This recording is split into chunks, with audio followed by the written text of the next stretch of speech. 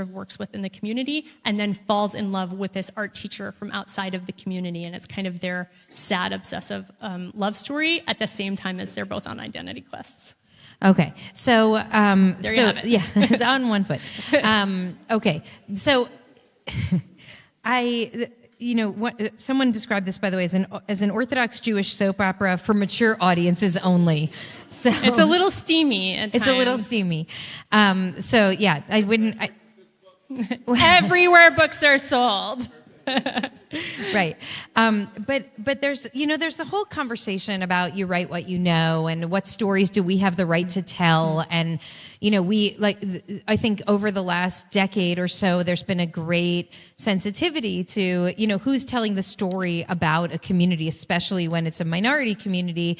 And so I'm curious if you can talk a little bit about your relationship to the modern Orthodox community, which is really at the center of the main character's life.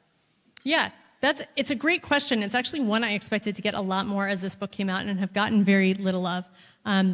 So I'm glad to talk about it. So I lived in Pico Robertson for a long time, and then I moved north to La Brea and 3rd, where I actually lived among very few modern Orthodox and very many Haredi Jews.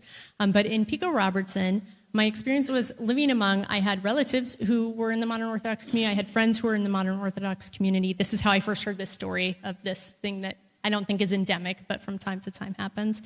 And, I was spending Shabbats with, Pico Robertson's extremely diverse. And so you can go 1 week to a yeshivish house and 1 week to a modern Orthodox house and 1 week. And meanwhile, first our kids were just in preschool together, but then Patrick and I started coming here every week. So meanwhile, I'm coming here every week. And also in this community, there are people who sort of practice modern Orthodoxy. And so I feel like I've never been modern Orthodox. I keep a kosher home. But I drive to shul on Shabbos, right? This is not my community. And so I thought a long time before I wrote about it, and where I landed was it was very important to me to write about this woman's story. And it's very important to me to generally, if you read any of my published short stories, I write about women's desire, and I often write about invisible women. These things are very important to me. And in that sense, this was the closest, actually, to my own life and lived experience and community that an invisible woman gets was in the Jewish community. And so I felt pretty confident writing about it. And as I wrote, I had to do very little research. So there's some Jewy stuff in here. Mm-hmm. I had to do very little research. After I wrote the book, I went back and checked some of my assumptions to make sure I was okay. But that was sort of my journey with this story. There's a great description of Mishloach Manot in this book, which I've never read about in any other novel. But yeah, clearly you're writing about what you know, and also you're just adjacent to the modern Orthodox community in some way. I'm gonna delve into a little bit some of the questions about Jewishness and Rena's Jewish identity. But first, can you just talk a little bit about if you would, what it's been like to publish such a Jewish book by such a Jewish author in this time? Yeah, it's not the best. It's not the best. It's a hard question to answer because I want to be really clear that other Jewish writers and artists have had it much worse than I have had it. And that should be said. I would imagine that my rabbi has had it much worse than I have had it. So let me start by saying that there's very little Israel in this book, although Israel does pop up in this book a couple of times. Of course, she's been to Israel, she spent time in it, comes up in conversation. The two hardest things for me have been, one, blocking people every night on social media, which I'm equipped to do, but every night there are bad people to block. And the other is that before this book ever came out, there was a lot of interest. So I have the agents who sold it to my publisher, and I have a separate set of agents who will sell the rights to be adapted. And I know there are a lot of people in this room who work in this space. And there was a lot of interest, and then the strike happened. And then the strike ended, and there was this little flurry of interest, and then October 7th happened, and there has been no interest at all. And it has gone out so many places. And sometimes people say to me, well, nobody wants this. It's huge. What do you mean? I said, well, that sold before October 7th. Mm. And that's not a sob story. It's not a tragedy. Although I will say when you write literary fiction, the only place where you're going to make money, the only place where I stand to make money on this investment that I made is if I option the rights, right? Like, it's very little money. And I'm very grateful for my publisher and for the money that I will make, but it's a little bit of money. And I work, I work full time. I work in the Jewish world. I love it. But that was a definite, clear fallout. And I see nodding in the room. I see acknowledgement of that. So those are the two places that I really dealt with it the most. I will say that where other writers have felt pushed, like, I don't know that I'm on any blacklists. It wouldn't be hard to connect me to you or to any of the work I've done in the world. I don't know that I'm on any blacklists. But I do also think that there's just a general feeling. I'm nervous. I'm going to a big book fest in the spring, and I just found out that I'm on panels with these other famous writers, and like, I'm nervous. Will somebody say, I won't be on a panel with her?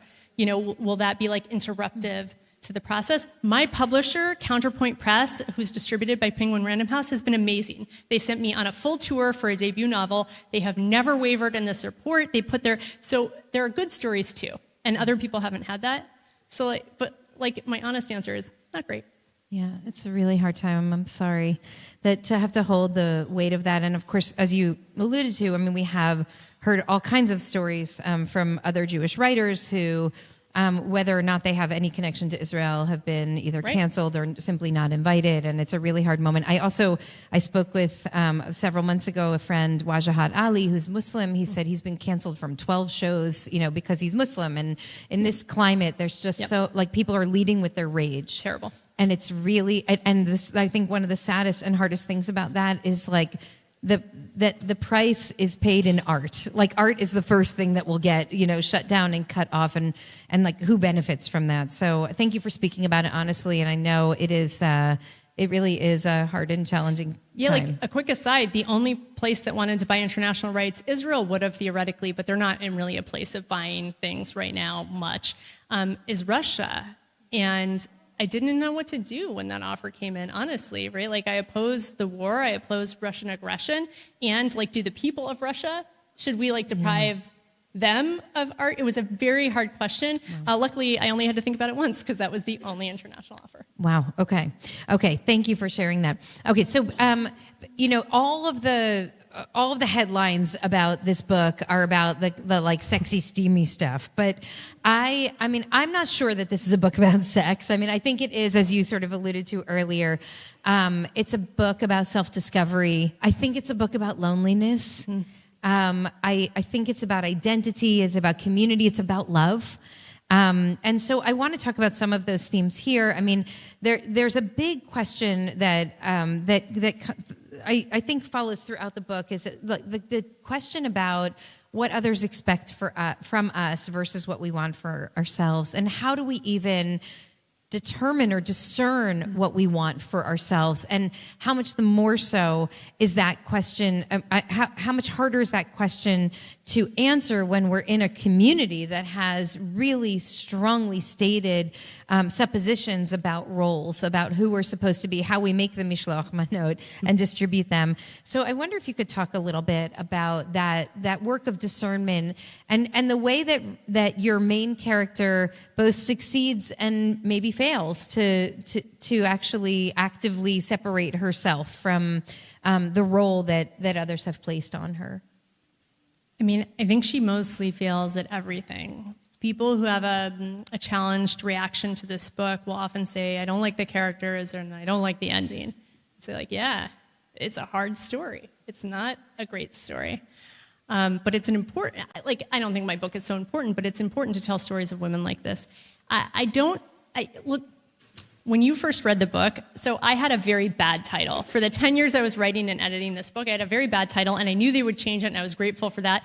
Here's how bad it was. It was a parenthetical. It was really bad. But the title was From the Verb to Know. You might see after a dictionary entry, From the Verb to Know, because really it's a book about people who wish to be known and who don't feel known. And in the case of Rena, she feels so strongly that she should feel known. She comes from this community where she's been told God knows her, where she's been told the community knows her, where she's been told that marriage is at the center of everything, and your spouse should know you, and this is the center of your whole life. Your life waits until you're married, and then the whole rest of your life is about your spouse. And she doesn't feel known. And I do think this book is sort of her story on a quest of being known. And at the end of the book, and I don't think this is a spoiler, she at least feels like she has been known. But I don't feel like she's in a place of completion or she's in a place of actualization. But she has achieved at least something that she didn't have at the beginning of the story. Right. Like, in this way, she's changed.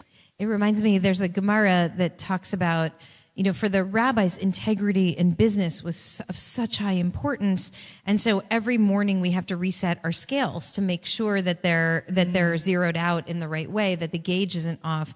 And so each morning the shopkeeper would go in and take from a barrel of beans one bean and put it on the scale and then reset the gauge based on how much the weight of that one bean would be.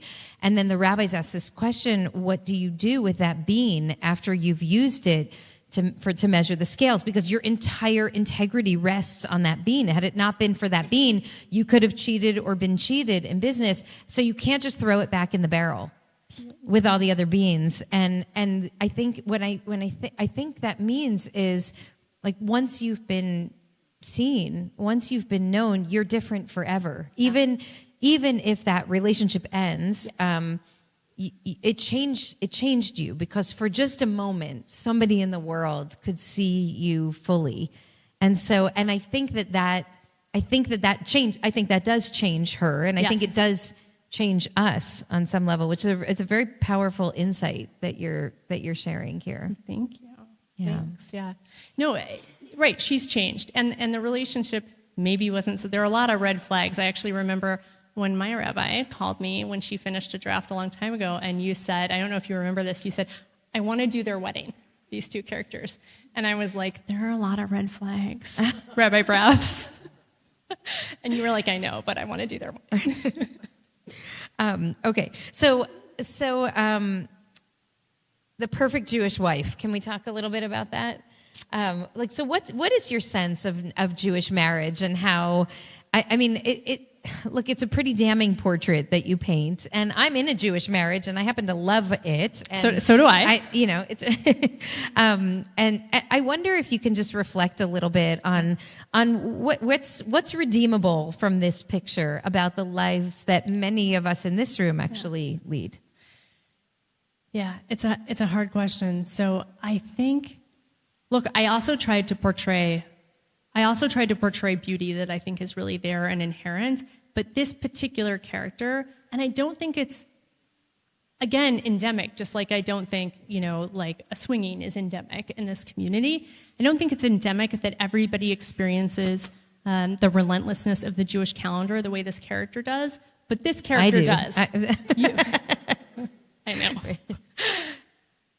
And sometimes people say to me, how did you write those parts? And for people who haven't read the book, she's always cooking and cleaning, and it's extremely redundant, her life, and it's like this ceaseless work, and she doesn't experience Shabbat as quite as joyful as some of us might, because all is a rush to get ready for Shabbos, and then the house is just destroyed again. And so she's always in this cycle, Rena. And actually, I relate to that, even though I don't experience it with the same kind of misery. And perhaps because nobody has mandated it for me. Every time I have a house full of guests on Shabbos, I have chosen that. I don't come from a place that sort of mandates that of me. And yet, sometimes, and I don't know if anybody else has had this, when I'm like making the 25th dish that I'm going to put out for people, I'm like, what am I doing to myself? And I'm so tired, and I'm never going to get to bed because we're going to be cleaning all this up. And my husband does most of the cleaning, to be very clear. And so I could access that. I couldn't access her whole worldview. And I think I was telling you earlier today, I've gotten a handful of emails from people since the book came out that I did not expect, saying, I never thought somebody would write about it this way, and I don't feel like I can talk about that Shabbos is extremely hard for me, or Purim is extremely hard for me, and I love it. And like, I just cried the whole time I read your book.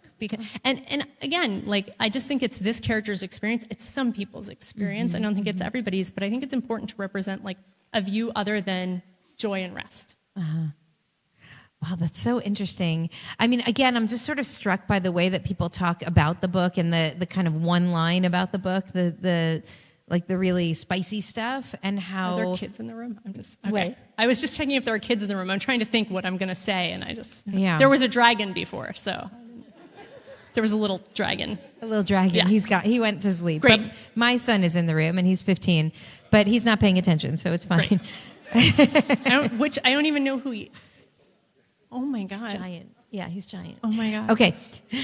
No, but what I want to say is I think that there's like, I mean, on one level, like for a book to be written and kind of out in the zeitgeist, like there has to be something that's a little bit, unexpected and grip it in this climate, and actually the deeper questions about identity and about discernment and about self knowledge and what love actually looks like and what happens when love comes in really unexpected ways. Are the things that I feel really compelled by as I read it, aside from just your writing, which is, incredible. So I think what I want to do is actually ask if folks have questions for Jessica. Some of you, I think, have read the book and some have not yet read the book. But I'm curious if anyone has questions, even if you haven't, based on what you've been hearing so far tonight. Yes. Ellen, speak loudly.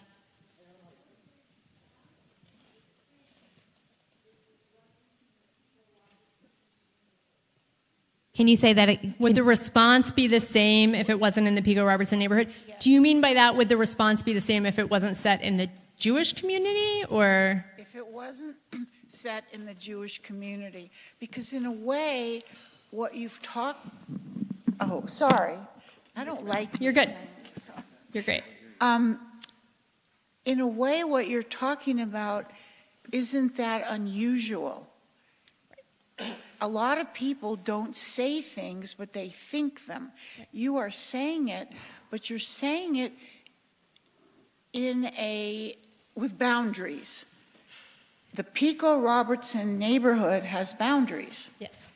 And the Judaism has boundaries. So if this wasn't there and it wasn't Jewish, it wouldn't be such a big deal. Right. I think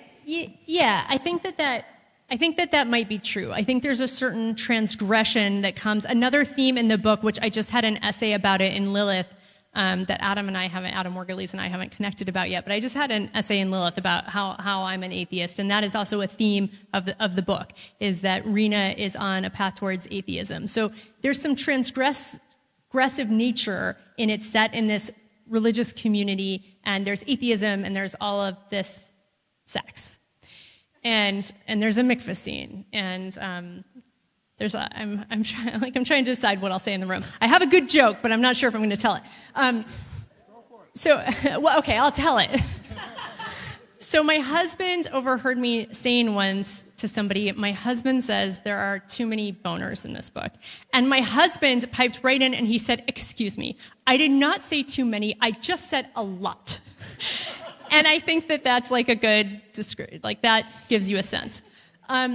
So Rabbi Brous and I were talking earlier today. A lot of my earlier drafts got cut. There used to be a lot more POV of this other character, Will, which I'll be happy to sell to Netflix. But he, at the end of the book, he's a Mexican-American who has strong ties to like the Chicano La Raza movement. And he, at the end of the book, goes into Boyle Heights. And what he's learned about Rena and invisible women, he like translates in his own artistic life, and he paints this series of invisible women from the place that he comes from. And he doesn't sell them, and he gives them to the women he's painting. It's more like his way of experiencing the world in a new way. And of all the things that ended up on the cutting room floor, I feel sad about that, because I did want to give an example of the way that this actually works in many communities, and how there are invisible women and invisible desires everywhere you look, and this happens to be the one I write about. I do think that you get at a good point, which is that I'm lucky to come from the world where there's a lot of containers. I'm lucky to come from a Jewish world in a lot of ways, right? It's at the center of everything I do. But in terms of this story, containers are really important because people are pushing back against something, and that's extremely useful as a writer. It's extremely useful. In fact, the book I'm writing now is about Jews, but they're not observant at all.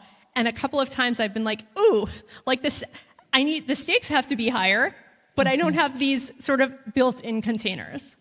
It's interesting that question reminds me, and your answer reminds me of a panel that I was on some years ago with someone who grew up in the Black church movement, with a Sikh American woman, and with a woman who's Latina. And we were talking about the way that the Me Too movement had kind of met our individual communities.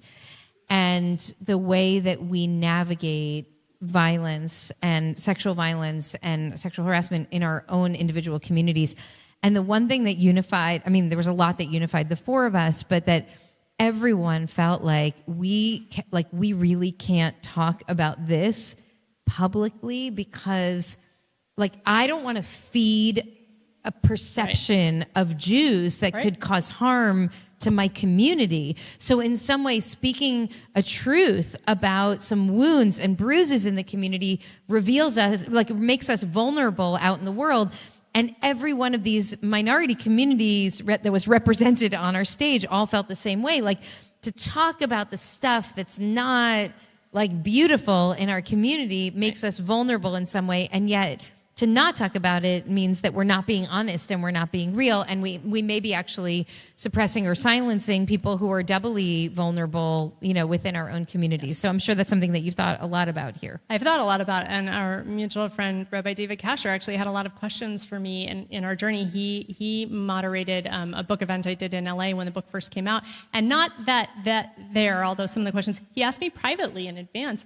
And I think once he read the book, I mean, I can't speak for David, but I think once he read the book, he said it differently. But I think he had a lot of questions along that nature for me, like, what story are you telling and why? And it came from a place of love.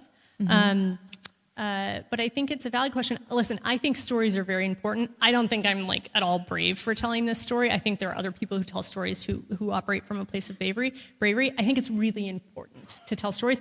All sorts of stories. And no matter what the stakes are in this story, the stakes are only related to, like, a couple of individual people. The stakes are not that high in terms of, like, the global world. But it does reflect on the Jewish community. It reflects particularly on the modern Orthodox community. And so it's like there's a potential that some might think, oh, that community is actually more open-minded or more like me than I thought it was. And there's also the potential people might say, like, wow, they're all a bunch of hypocrites. Or they see, like, they're humans, which I think, like, the show Shtisel, which I really love, not just because I have an Akiva in my house and that show stars an Akiva. I think Shtisel did that. People would watch Shtisel and be like, the Haredim, they're just like us. They have the same problems. They have the same, and I think similarly, like any look into any life, this is a look into a life that isn't portrayed a lot in American fiction. I think Akiva's not in the room, but Miriam was before. Like, Chaim Potok used to write a lot about this community. He didn't use the same lexicon that I use, but he was writing about this community. And then there was, like, a pretty big gap. I mean, here and there you see it, but it's not well represented. And I think it's important. And I do think also, I was asked in an interview this week, like, all these people voted for Obama. There's this piece where they're voting for Obama. And by the way, the book was always meant to be set in contemporary times. I, like, updated the book as I wrote over the years, and then Trump was elected, and I was like, I want to write about that. I just didn't, I thought it would change the nature of the book, so I took it back in time. And then it was very helpful for me to show, like, these people are voting for Obama. They're, like, excited about a different reality, and it gives you an interesting window into sort of understanding this particular group of people. That's great. What other questions do we have? Yes. How widely do you think the interest in reading this book will be outside of the Jewish community? Good question. That's a really good question. So I won't have my exact sales numbers until my first half-year report, so maybe end of January. But I know that we've sold many thousands of copies, which is pretty good for a debut novelist. I'm very pleased with that. My publishers seem pleased with that. Almost all of the book clubs I've done are non-Jewish book clubs, which has been very interesting. In fact, last night I was invited to one where they made a 6-strand challah and cholent and hamantashen with homemade apricot jam, and they put out this beautiful, and other dishes like that they took from the book. And because they wanted to immerse themselves in the world of the book. And I've done a lot of book clubs like that. So I do think that there's an interest outside. There is also an interest that hasn't served me as well. Romance is very big right now. Very, very big. And I think that's wonderful. I don't read romance, but when people buy books and spend their time reading them, I think that's great. And people who read romance and buy this book because the reviews say it's steamy are extremely disappointed. Extremely disappointed. It doesn't follow the tropes of romance. It's not at all a romance book. And so there's been a lot of that, people who are like, I love the writing, but what happened in the end? They're like so baffled they thought they were Don't buying give it away. a different book. And then I've also obviously been immersed in the Jewish community. So I don't have a sense, but I will tell you that I don't think I could have sold as many copies as a debut novelist as I have if non-Jews weren't buying it, right? And I think that that's wonderful. I don't think it's a niche story. I do think it's probably a book that will have a long life in book clubs. Mm-hmm. And I love talking to people who are from without the community. And also, by the way, like, I live in Tucson now, but we're city Jews, right? I lived here for 23 years. I could walk to 6 kosher markets. We're city Jews. There are also a lot of Jews who have a very tangential experience to what it means to be a city Jew who are reading the book. And so I don't even think it's only about like the Jewish market, the non-Jewish market, but there's a tremendous amount of diversity within the Jewish market and people who maybe don't read a lot of Jewish books, but are Jewish. And so it's been very interesting to see the response. One of the things about the way that you portray Jews in the book, Judaism in the book, is that you don't dumb it down for us. It's like it does feel. I am so frustrated, and I'm sure I'm not the only one in the room. But very often when I see Jews portrayed, especially in TV and in movies, it just feels like that's not who we are. And if people like, it feels very flat. And in this, I mean, there's certainly some things that make me uncomfortable in the book, but also. It feels like you know us, like you are us. It feels like there's this kind of formula that there's only one kind of conflict that a Jew could ever be in, and this just feels so much more like there's a much broader understanding of who we are, which I really do appreciate, and I'm glad to know that people who aren't Jewish are also reading it and learning something. They have about great us. questions. Yeah, I'm sure. Okay, do we have maybe one last question before we... Yes, Stacey. We're just making Kellen run tonight. That's really our work. I have read the novel. Congratulations. Thank you. And it's definitely very engrossing. So I read it on a plane. I highly recommend that. I wanted to ask about going back to what you were saying about just being seen. One of the most interesting parts, I thought, was Rena's parents, and that, like, knowingness and acceptance in the time when she has this rift, especially the father. And I just wanted to ask you to talk about that, because I think it's within the context of this, the expectations of the community, and everyone's playing their role. But that was, like, beautiful and surprising, and I'm sure you wrestled with how to handle that. You experienced her parents as supportive? Is that like broadly? I just want to check the question. I did. And yeah. Great. Okay. Yeah, I do too. Okay, I just wanted to check. Okay. I was on the right track. Yeah. So in my life, I have experienced parents as extremely supportive, so that colored how I wrote, certainly. Look, Rena says very early on in the book, she goes on a whole interior monologue about how she's never going to get divorced. And then we might think for much of the book, we don't know if she's going to get divorced or not, but she tells us very early on, like, I'm not going to get divorced. Divorce is impossible for me. And one of the really interesting things about Rena is that I hope readers will be left with the idea that Rena had all the freedom in the world to leave her life or any part of her life if she wanted to, but she didn't believe she had the freedom. Her parents gave her a great gift in taking her, and they give her a little bit of tochacha, a little bit of pushback. But there's sort of a scene where her dad says, your husband's always been an asshole. We've all known that, which is actually very dangerous because we don't know what's going to happen in the marriage. And then Rena lives with that forever, right? She's heard her dad say that forever. But her parents give her a lot of latitude. They say, like, they message to her that it will be okay. But Rena never believes that she can leave her life. This is her big struggle. And it's really hard to think about. And I think it's like a very real thing. And the other thing I'll say is that Will, who's her lover for a lot of the book, he has a lot of challenges in the world too. He's a brown man in America. This is not an easy life, but he's also a man. And in that way, compared to her, he has all options available. He has all of the agency in the world, And so one of the ways I wanted to use the parents in the story was to set up this understanding in the readers that Rena did have choices, but it didn't really matter in the end because she didn't believe she had choices. All right. Well, we have a bat mitzvah to celebrate tomorrow morning, so I'm going to let everyone go home and go to sleep. But I just want to close by sharing. We were talking earlier about the things that you should read and shouldn't read that are written about you in public spaces, and you were saying like you don't read Goodreads. You just don't want to know what they write about us there. My husband tells me if there's a very nice thing. Same. Yes.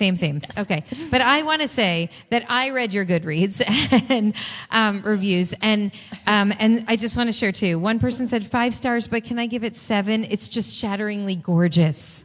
I love that. And the one that I wanted to close on is this: the most enchanting book about disenchantment I have ever read. Oh. That's so great. Like clearly a writer wrote that, right? Must be. But I just want to say to you, congratulations, Jessica. Mazal tov.